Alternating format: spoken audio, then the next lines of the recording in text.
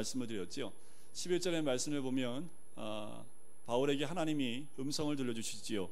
그 핵심은 로마에서도 증언하여야 하겠다라는 그 음성입니다.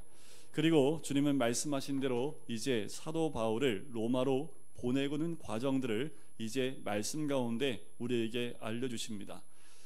어떠한 방법이요? 가장 안전한 방법으로 사도 바울을 인도하고 있는 것을 보아요. 하지만 우리의 생각과 우리의 방법이 아닙니다. 여러분들, 때로는 세상에서 모든 것이 실패하는 것 같고 잘못된 것 같지만 그것이 최선일 수 있다라는 거예요. 사도 바울이 생각하기에 분명히 로마로 가야 되는데 자기 생각에는 좀 더 나은 방법이 있을지 모르겠지만 하나님은 가장 안전한 방법이 뭐라고 생각하셨을까요? 감옥에 갇혀 있는 것이다 라는 거지요. 세상에 보기에는 어떻게 저렇게 될 수 있을까, 할 수 있을지 모르지만 시간이 지나고 나서 보니까 그게 가장 안전한 방법이었다라는 거지요. 중요한 것은 하나님은 신실하게 말씀하신 대로 인도하신다는 것이고요. 우리는 그것을 믿으면 됩니다. 자, 이 사도 바울이 로마로 가는 길, 죄수로 또 감옥에서 오랜 시간 보내면서 로마로 가는 길이 왜 이렇게 중요한가? 단지 사도행전만 봐도 알 수 있습니다. 사도행전이 총 28장까지 되어져 있는데 사도 바울이 체포된 21장부터 로마로 들어가는 28장까지 총 8장을 들여서 사도 바울이 로마로 가기 전에 갇혀 있었던 시간들을 적고 있습니다. 여러분들 생각해 보세요. 1차, 2차, 3차 선교여행 그걸 다 합한 것보다 마지막 로마로 가는 과정이 더 길어요. 그 말은 아마도 하나님이 이곳에 굉장히 중심을 두고 있고 중요하다라는 것을 알 수 있겠지요. 사도 바울은 이제 병사들의 보호 아래서 가이사랴로 후송이 됩니다. 가이사랴와 예루살렘은 좀 멀리 떨어져 있는데요. 이 가이사랴는 케사르라는 거지요. 헤롯 대왕이요, 이 로마의 황제인 케사르를 위해서 만든 도시가 이 가이사랴입니다. 벨릭스가 총독으로 되어 있었던 그때에 사도 바울이 후송이 되지요.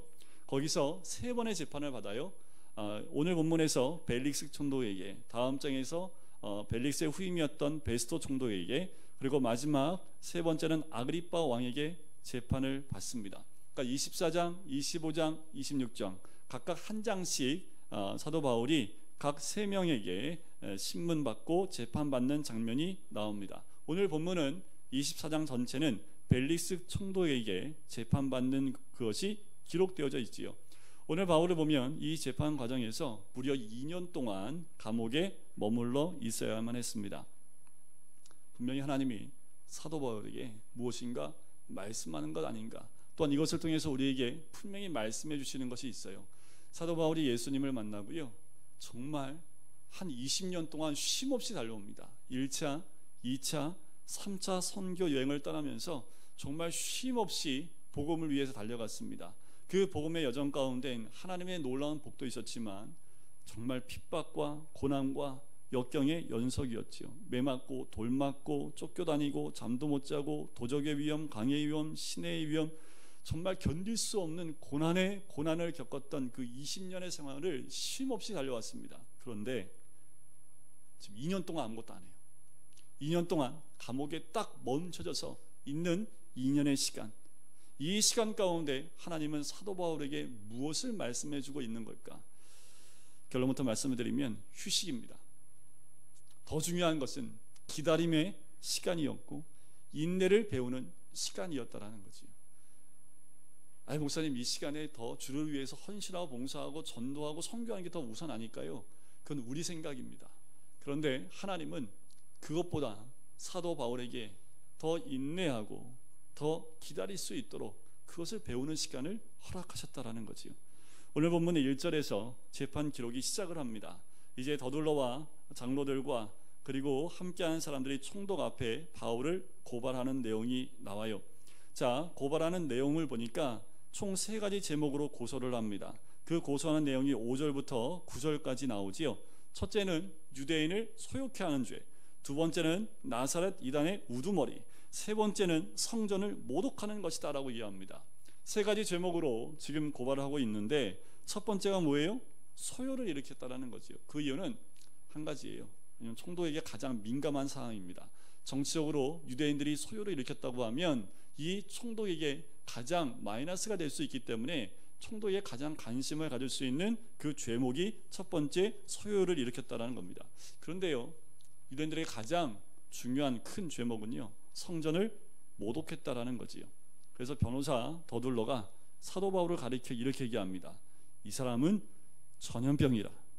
모든 전염병을 가진 사람처럼 그는 가는 곳마다 세상을 시끄럽게 한다라고 표현합니다. 이 말씀 보면서 지금 전염병이, 확진자가 얼마나 전염성이 강한지 아시죠? 확진자 한 명 다녀가면 그냥 폐쇄입니다. 폐쇄. 롯데월드 고3짜리 한 명, 원래는 확진자가 아니었는데 이제 오보로 나왔지만 한 명 다녀가니까 어떻게 해요? 전체 스톱. 3일 동안인가 4일 동안 개장을 안 했습니다. 한 명 다녀가니까 롯데월드 전체가 다 올 스톱 될 정도이지요. 그만큼 전염병은 확산이 굉장히 빠릅니다. 이번 확진, 이 코로나는 마스크만 제대로 해도 확진되는, 그러니까 전파되는 게 굉장히 약하다고 하지요. 이 전염병 무섭습니다. 그런데 우리가 무서워져야 됩니다. 사도 바울이 전염병이 된 것처럼 우리가 전염병이 되어야 되지요. 그리스도인들은요, 다 사랑의 전염병자가 되어야 될 줄 믿습니다. 어느 곳을 가든지 그리스도의 영향력을 주는 사람, 그 사람이 되어야 된다라는 거지요. 사랑의 영향력, 생명의 영향력을 주는 사람, 이 사람들이 바로 그리스도인들입니다. 그런데 만약에 어떤 그리스도인이 직장에 들어갔는데 10년 동안 아무런 변화가 없어요. 그러면 둘 중에 하나입니다. 직장이 이상하든지 그 사람이 이상하든지 둘 중에 하나예요. 뭐가 이상할까요? 대답은 여러분들 마음에서 하셨으면 좋겠습니다. 그리스도인은 어느 곳에 가든지 세상을 변화시키는 사람들입니다. 이러한 더둘러의 반론에 대해서 벨리스 총독은 바울에게 이제 말할 기회를 주죠. 10절부터 13절에 바울의 변론의 내용이 나와요. 특별히 11절 끝에 보니까 이렇게 얘기하지요. 내가 예루살렘에 예배로 올라간 지 12틀밖에 안 됐고, 12절에 보면 그들은 내가 성전에서 누구와 변론하는 것이나 회당 또는 시중에서 무리를 소동하게 하는 것을 보지 못하였으니 이제 나를 고발하는 모든 일에 대하여 능히 당신 앞에 내세울 것이 없나이다 라고 이야기합니다. 자, 여기서 우리가 더둘로의 말과 사도 바울의 변론을 좀 비교해 볼 필요가 있습니다. 더둘로가 총독에게 했던 말 2절과 3절을 보면 여러분들 가만히 보시면 어떻든가요? 약간의 이제 총독에게 좀 좋은 말을 하지요. 좋은 말이라고 하지만 어떻게 보면 아첨 같은 말을 합니다. 굉장히 벨릭스가 듣기 좋은 표현들을 많이 쓰고 있지요. 벨릭스가 가요 하면서 이야기를 합니다. 반면 사도 바울은요, 예의와 정중함을 표시하면서 얘기하고 있는 모습을 보게 돼요. 두 번째, 사도 바울의 변명을 보면 굉장히 논리적이고 조목조목 모든 내용들을 반박하며 이야기하고 있는 모습을 봐요. 제가 어렸을 때 우리 어머니가 하셨던 말씀이 있습니다. 예수쟁이들은 말을 잘한다고. 교회 다니면 이 지혜가 있는 것 같아요. 말을 참 잘해요. 저만 봐도 그렇습니다. 뭐 공부를 많이 해서 말을 잘하는 게 아니라 성경 공부만 한 것뿐이지요. 그런데 예수 믿는 사람들 가면 항상 듣는 말이 예수쟁이들은 말을 잘한다고 표현을 해요. 다 좋습니다. 복음의 말을 해야 되니까. 중요한 것은 논리적인 말이어야 된다는 거지요. 우리 어머니 세대 때는 그냥 이렇게만 하면 돼요. 예수 믿어봐. 한 번만 믿으면 돼. 이러면 다 통했는데 지금은요, 안 통해요. 복음에 대해서 논리적으로 잘 설명하고 이야기할 필요가 있습니다. 이 말씀이 하나님 말씀임을, 또 예수를 믿어야 구원받을 수 있음을 조목조목 논리적으로 이야기하며 복음을 전할 수 있는 그 논리가 있는 그 복음이 필요하다라는 거지요. 여러분들, 우리 안에 이 논리가 좀 있어야 되지 않을까라는 생각이 들어요. 세상에는 이 논리적으로 말하는 사람이 많은데 이 교회 안에, 이 믿음 안에는 참 많이 부족하다. 그래서 한 유명한 목사님은요, 이런 표현을 하시더라고요. 교회 안에 논객이 없다라는 표현까지 쓰세요. 진리가 맞고 또 이것이 사실인데 이걸 논리적으로 표현해낼 수 있는 논객이 너무도 없다라는 그 표현을 하셨더라고요. 우리가 너무 믿음만 강조하다 보니까 이 땅 가운데 진짜 논리가 필요할 때 말을 못하는 경우가 많다라는 거지요. 사도 바울은 굉장히 논리적으로 얘기합니다. 바울은 아닌 것은 아니고 또 맞는 것은 맞다고 딱 잘라 말하지요. 분명히 한 것은 했다고 얘기합니다. 세 가지를 인정해요. 첫 번째, 하나님을 믿습니다. 두 번째, 율법과 선지자의 글, 다시 말하면 말씀을 믿습니다. 세 번째, 나는 의인과 악인이 부활할 것을 믿습니다 라고 14절과 15절에 세 가지 자기가 인정을 합니다. 사도 바울의 이 고백은 잘못된 게 하나도 없어요. 왜요? 유대인들이 가지고 있는 신앙이기 때문에 그래요. 유대인들도 하나님 믿고 말씀 믿고 부활을 믿었기 때문에 따라서 이것이 죄목이 될 수 없었습니다. 사도 바울은 예는 예 아니면 아니요라고 분명히 했다는 사실을 보게 되는 거지요. 자, 세 번째가 굉장히 중요한데 16절입니다. 우리 16절을 한번 같이 볼까요? 이것으로 말미암아 나도 하나님과 사람에 대하여 항상 양심의 거리낌이 없기를 힘쓰나이다. 사도 바울은 양심에 거리낌이 없었기 때문에 이 재판관 앞에 섰을 때 거짓말을 하거나 상황을 바꾸지 않았다라는 거예요. 우리가 잘 새겨 들어야 될 말씀이지요. 대부분의 많은 사람들은 상황에 따라서 적당히 말을 바꿉니다. 없는 것도 있다고 말하고 아닌 것도 그렇다고 말하고 그런 것을 아니라고도 말해요. 왜 그럴까요? 그 순간을 모면하기 위해서 순간 그런 표현들을 쓰는 거지요.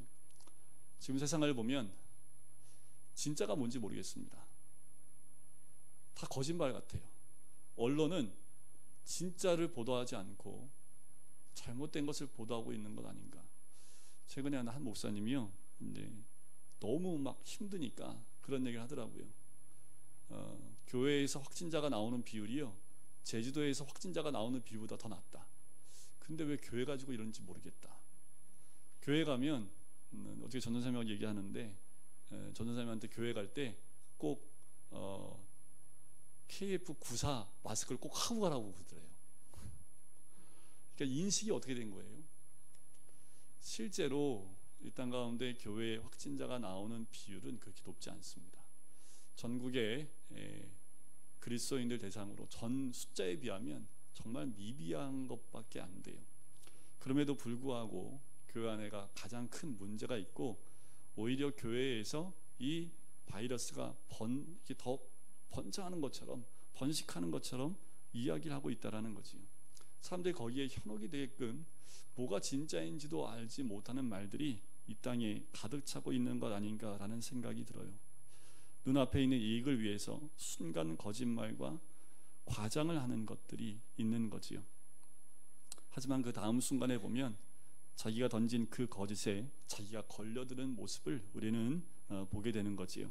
사도 바울은 자기가 주장하는 것에 대한 최후의 보루, 그 증거는 양심이라고 이야기를 합니다. 현대인들은 이 양심을 제대로 갖추고 있지 못하는 경우가 많지요. 이 세상에서 양심 가지고 어떻게 살아가요? 이 세상에서 정직하게 어떻게 살아요? 이런 말이 나오는 것도 참 안타깝습니다. 이 세상이 양심적으로 살아가기 너무나 어려운 세상이 되어졌고, 정직하게 말하고 사는 것이 어려운 세상이 되었다라는 거지요.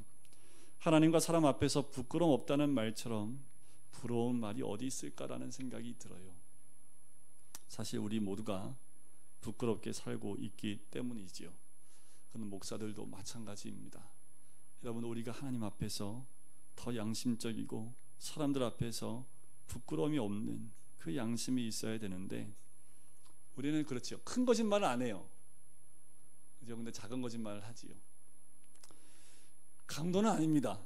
근데 약간씩 사기성이 좀 있지요. 저만 있어요. 제가 전에 있던 교회에 교도소 사역을 한 달에 한 번씩 갔다 왔는데, 교도소 가면 거기에 있는 사람들이 하는 말이 있습니다. 우리는 걸린 죄인이고 너희는 안 걸린 죄인이야. 그런 얘기를 해요. 가만히 기분이 좀 안 좋았긴 했지만 가만히 생각해보니까 맞는 말인 것 같아요. 우리는 걸려서 교도소 안에 들어와 있지만 너희들은 걸리지 않았기 때문에 밖에 있는 거지. 차이가 없다라는 겁니다. 어떻게 보면 틀린 말은 아닌 것 같다는 생각이 들어요. 사도 바울은 나는 하나님과 사람 앞에서 부끄러움이 없고 또 그렇게 살아간다. 로마서에 보면 사도 바울이 비슷한 말을 합니다. 내가 그리스도 안에서 참말을 하고 거짓말을 아니하노라. 내게 큰 근심이 있는 것과 마음에 그치지 않는 고통이 있는 것을 내 양심이 성령 안에서 나로 더불어 증거한다라고 이야기를 합니다. 왜 사도 바울이 이렇게 위대한 줄 아십니까? 오늘 본문 말씀에 비교해 보면 두 가지인 것 같아요. 복음을 위해서 목숨을 걸었던 사람이기 때문에, 또 하나는 떳떳하고 공명정대했기 때문에, 그래서 여기서 힘이 나오는 것이 아닐까. 여러분들, 우리는 예수 믿는 사람으로 왜 이렇게 힘이 없을까요? 우리가 열심히 없어서 그래요? 교회가 별로 없어서 그래요? 아닙니다. 우리가 떳떳하지 못하기 때문에 그래요. 그리스도인들이 복음 전하는 것은 열심이지만 양심에 부끄러운 것이 있기 때문이라는 거지요. 우리는 교회 부흥이란 이름으로 적당하게 삽니다. 교회들이 교회 부흥이란 이름으로 적당하게 타협하고 있는 것이 문제입니다. 어느 순간부터 교회가 부흥이라는 그 양적 성장 때문에 적당히 타협하고 적당히 그냥 넘어가는 걸 통해서 교회는 더 이상 이 땅을 변화시킬 수 있는 힘이 상실한 교회가 되어진 거지요. 떳떳하지 못한 부분이 어느 곳에나 있지요. 이런 것들이 우리를 부끄럽게 하는 것 아닙니까? 우리는 예수 믿는다고 하면서 비즈니스에도 인간관계에도 문제가 있어요. 교회는 열심히 나가지만 어떤 부분에서는 이렇게 얘기합니다. 다 그런 거 아니야? 세상 사는 게 다 그런 거지 뭐 다를 게 뭐 있어. 예수 믿는 우리들 가운데에도 이런 말들이 공견하게 나오고 있다면 우리는 이 세상을 변화시킬 수 없는 힘없는 연약한 그리스도인일 수밖에 없습니다. 예수님도 재판받고 또 채찍질을 당하고 조롱받을지라도 하나님과 사람 앞에서 떳떳하셨던 우리 주님의 모습이지요. 바울은 자신이 예루살렘에서 행한 일들을 이제 낱낱이 보고하는 내용이 17절부터 20절에 나와요. 자기가 예루살렘에 온 게요, 구제와 또 그 재물을 가지고 왔고요, 드리는 중에 내가 결례를 행하였고 모임도 없고 소동도 없이 성전에 있는 것을 그들이 보았다라는 거지요. 하지만 아시아로부터 온 어떤 유대인들이 있었는데 그들이 만일 나를 반대할 사건이 있으면 마땅히 당신 앞에 와서 고발했을 것인데, 그렇지 않으면 이 사람들이 내가 공의 앞에 섰을 때 무슨 옳지 않은 것을 보았는가 말하라 하소서라고 얘기합니다. 사도 바울 자기가 예루살렘에 왔을 때 성도들의 헌금을 가지고 구제금을 모아가지고 왔고 자기 재물을 드리려고 온 것뿐이고 결례를 드린 것 하나도 없다고 얘기합니다. 오히려 그런 것이 있는 것을 본 사람이 있다면 오늘 나를 통해서 나에게 이것을 한번 지목해달라고 얘기하는 거지요. 바울은 바리새파들이 주장하는 것처럼 내게 문제가 있다고 한다면 내가 부활을 믿는 것이다 라고만 얘기합니다. 그것이 21절이지요. 오직 내가 그들 가운데 서서 외치기를 내가 죽은 자의 부활에 대하여 오늘 너희 앞에 신문을 받는다고 한 이 한 소리만 있을 따름이니이다. 양심에 부끄러움이 없는 그리스도인이 많이 생길 때 이 땅은 바뀝니다. 벨릭스는 그 재판을 맡은 총독이었지만 사도 바울의 이 모습에 큰 감동을 받게 되고 벨릭스는 이 사도 바울에게 복음에 대한 메시지를 듣기 시작한다는 거지요. 여러분, 다 그런 거야. 아니에요. 다 그렇지 않습니다. 하나님이 원하시는 것은 우리에게 주신 양심대로 하나님 앞에서 사람들 앞에서 떳떳한 우리들의 모습이 드러나야지 이 땅이 바뀔 수 있다라는 거예요. 벨릭스의 마음을 움직일 수 있었던 것은 사도 바울의 그 모습이었습니다. 언제나 정직이 이긴다는 것 여러분들 믿으셔야 됩니다. 거짓은 순간적입니다. 자, 벨릭스가 마지막 판결 내리는 것이 22절과 23절입니다. 우리 한번 같이 보실까요? 벨릭스가 이 도에 관한 것을 더 자세히 아는 고로 연기하여 이르되 천부장 루시아가 내려오거든 너희를 처결하리라 하고 백부장에게 명하여 바울을 지키되 자유를 주고 그의 친구들이 그를 돌보아 주는 것을 금하지 말라 하니라. 자, 재판의 판결이 나왔습니다. 판결이 뭐예요? 제 감옥에 넣어. 이게 아니라 유예입니다. 유예. 결정을 안 내리고 천부장이 올 때까지 기다리겠다라고 결론을 내려요. 자, 이 재판에 사도 바울에게 두 가지 복이 안겨집니다. 뭐냐하면 만약에 사도 바울 얘 죄를 찾을 수 없네, 무죄야 해서 풀려난다면 무슨 문제가 있냐면, 여러분들 23장에서 보셨지만 사도 바울을 죽이기까지 밥도 안 먹겠다고 한 사람이 몇 명이에요? 40명이 지금 칼 들고 기다리고 있어, 밖에서. 그러니 무죄라고 얘기하면 어때요? 상황이 큰일 나는 거지요. 감옥 밖으로 나오면 안 돼요. 오히려 감옥 안에 있는 것이 지켜주는 거고, 감옥 안에서 군대에 보살핌을 받는 거고, 먹을 것까지 다 주니까 얼마나 좋아요. 단지 잠자리가 좀 불편한 거 외에는 어떻게 보면 이것이 하나님의 보호하시는 방법이고 복이 아닐까라는 거지요. 또 하나의 축복은요, 보류한다고 하면서 바울에게 자유를 줬다라는 거죠. 그 말은 뭐예요? 복음을 증거할 수 있는 기회를 주었다라는 겁니다. 그렇게 2년을 보냅니다. 한 유명한 목사님이요, 유신 때 이제 소리를 내고 반대했다가 감옥에 갇혔던 유명한 목사님이 계십니다. 그분이 한 2년 동안 감옥에 이제 있다가 나오셨는데, 그분이 고백한 게 있어요. 2년이 나한테 큰 복이었다고. 왜냐하면 2년 동안 건강도 회복하고, 성경도 2년 동안 평생 읽을 거 다 읽었고, 성령 체험도 하고 나왔다고. 그래서 그 2년의 감옥에 있는 시간이 자기한테는 인생에서는 없으면 안 될 시간이었다라고 고백했던 목사님이 계십니다. 바울은 이 감옥에 들어감으로 죽음의 위협에서 피하고 쉬면서 안식할 수 있었던 거죠. 여러분, 때로는 회사가 좀 어려워질 수 있습니다. 때로는 우리가 일하는 데서 실직을 할 수 있어요. 그런데 꼭 그것이 나쁜 것만은 아니라는 거지요. 그 시간을 통해서 하나님이 우리의 건강을 회복시켜 주시고, 더 나아가서 공부도 할 수 있는 시간들을 허락해 주신 그 시간이라는 겁니다. 그런 시간이 계속되느냐 하면 또 그렇지 않아요. 1, 2년 지나면 새 일을 분명히 주십니다. 우리 주님은 합력하여 선을 이루시는 분인 줄 믿습니다. 주님 안에서 생각해 보면 축복이 아닌 일이 하나도 없죠. 당장 그때는 죽을 것 같은데 시간 지나고 나면 그 시간이 나한테 정말 필요한, 내 인생에서 가장 필요한 시간이었어 라고 고백되어지는 것을 경험하게 돼요. 하나님은 지금 현재 나의 상황 가운데 가장 최악일지 모르지만 그 최악을 통해서 가장 선한 곳으로 바꾸시는 분이 우리 주님인 줄 믿습니다.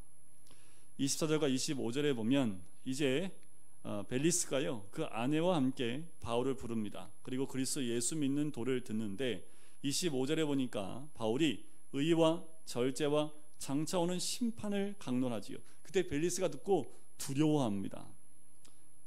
너무 무서우니까 잠깐 가 있어, 내가 틈 있으면 또 부를게, 얘기를 하지요. 왜 이런 죄수에게 이런 말을 들었을까? 아마 사도 바울의 모습을 보면서 보통 죄수는요 고개를 못 듭니다. 재판석에 있으면 누가 제일 떳떳해요? 재판장. 죄수는요 나쁜 놈. 근데 지금 거꾸로 됐어요. 사도 바울이 제일 떳떳한 사람이에요. 그러니까 어떻게 해요? 마치 빌라도가 예수님을 신문하고 죄를 발견하지 못하고 오히려 예수님께 질문하는 거하고 똑같은 현상이지요. 그와 마찬가지입니다. 사도 바울에게 죄가 없음을, 그의 모든 것을 보며 오히려 영향을 받고 감동하고 있는 이 벨리스의 모습을 봐요. 저는 이것이 그리스도인이라고 생각을 합니다. 어느 환경에 어떤 여건에 있다 할지라도 변함없이 하나님을 의지하는 가운데 대하고 있는 그 모든 모습에 모든 사람들이 감동을 받게 하는 사람, 그 사람이 그리스도인이라 생각을 해요. 정직과 태연함, 죽음에 대해서 두려워하지 않는 태도, 거짓말로는 이익을 얻지 않겠다는 그런 마음과 그 자세를 가지고 사는 우리 모든 그리스도인들은 바울이 벨릭스를 감동시킨 것처럼 이 땅을 변화시키는 사람의 모습인 줄 믿습니다. 이런 의미에서 그리스도인들은요 원수까지 변화시키는 능력이 있는 사람입니다. 여러분, 우리 안에 회복해야 될 모습이 바로 사도 바울의 이런 모습이지요. 어떤 모습이요? 하나님 앞에서 또 사람들 앞에서 거리낌이 없는, 그리고 당당한 그의 모습. 이런 의미에서 그리스도인들은 언제나 우리들 가슴 가운데 있는 복음, 의에 대하여, 절제에 대하여, 심판에 대하여 이야기할 수 있는 그 복음이 준비되어져 있는 사람이어야 합니다. 그런데 이 말씀 중에서 참 재밌는 표현이 26절에 나와요. 이것이 없어야 되는데 동시에 또 바울에게서 돈을 받을까 바라고 자주 불러 같이 이야기하더라. 바울을 불러서 일을 하는데 막 마음에 두려워요. 그런데 야 잠깐 있어, 내가 또 부를게. 부르면서 또 무슨 마음을 갖는 거예요? 돈이 있으면 돈 좀 주지 않을까? 라는 마음으로 자주 보냈다, 다시 불렀다, 이것을 계속 반복했다라는 거지요. 분명히 바울에게서 무엇인가 감동은 받았고 또 감화는 됐지만 더불어서 돈도 받을 수 있지 않을까라는 생각, 두 가지 마음을 가지고 있었다라는 거지요. 두 가지 관심입니다. 여러분들, 우리들 관심은 뭐 달라요? 우리도 두 가지 아니에요? 그리스도와 물질 아닙니까? 그런데 이게 바뀌면 안 돼요. 벨리스처럼 생명 대신 복음이 먼저 앞서지 못하고 돈이 앞서고 돈에 목마르게 되면 문제가 생깁니다.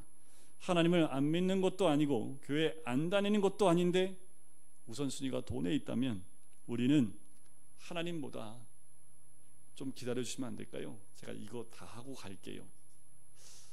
이거 다 하면 그때 봉사하겠습니다. 이거 다 되면 그때 헌신할게요. 없습니다. 그런 거. 주님 앞에서 복음에 헌신된 사람들은 그 복음의 우선순위에서 주님이 뒤에 있지 않습니다. 주님을 따라가면 그 모든 것 하나님께서 허락하시는 줄 믿습니다. 우리가 이 사도 바울이 벨리스에게 이 복음을 전할 때 벨리스가 흔들렸던 것이 이 돈에 대한 마음이지요.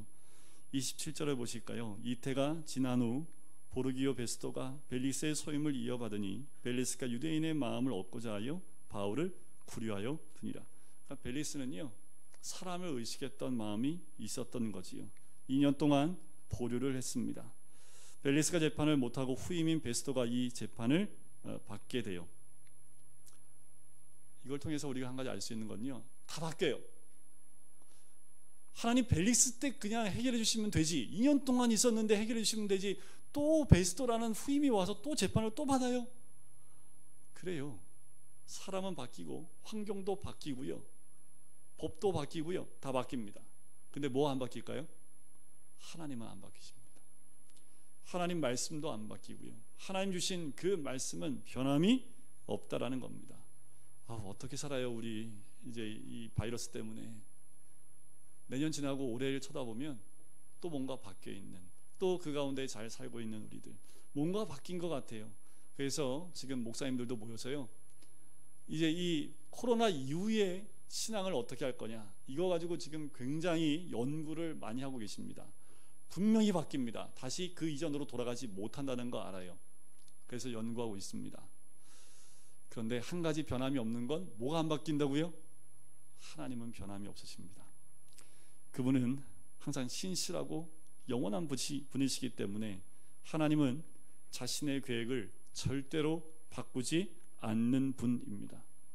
그런데 우리 어떻게 살아가야 될까요? 걱정하지 마세요. 환경이 변하고 다 변하고 우리의 건강도 변할지 모르지만 우리 하나님은 변함이 없는 분입니다. 우리 어떻게 살아요? 하나님 앞에서, 사람들 앞에서 부끄러움 없이 거리낌 없는 삶을 살아야 됩니다. 비즈니스나 학문이나 가정에서나 떳떳한 모습으로 살아야 된다는 거지요. 가정에서는 아내 앞에서 남편은 떳떳해야 합니다. 아내는 남편 앞에서 떳떳해야 합니다. 우리 모든 그리스도인들은 교회에서도 떳떳하셔야 합니다. 무엇보다 하나님 앞에서 떳떳한 모습으로 서 있는 그리스도인이 되어야 된다는 거지요. 그러면 하나님의 축복이 그런 우리들과 영원히 함께 하실 줄 믿습니다. 우리 모두가 다시 주님 안에서 진정한 그 믿음이 회복되어지고 하나님 앞에서 부끄러움이 없는 양심을 가지고 말씀에 순종할 때 다 변해도 변하지 않는 우리 하나님의 은혜가 우리 가운데 임할 줄 믿습니다. 우리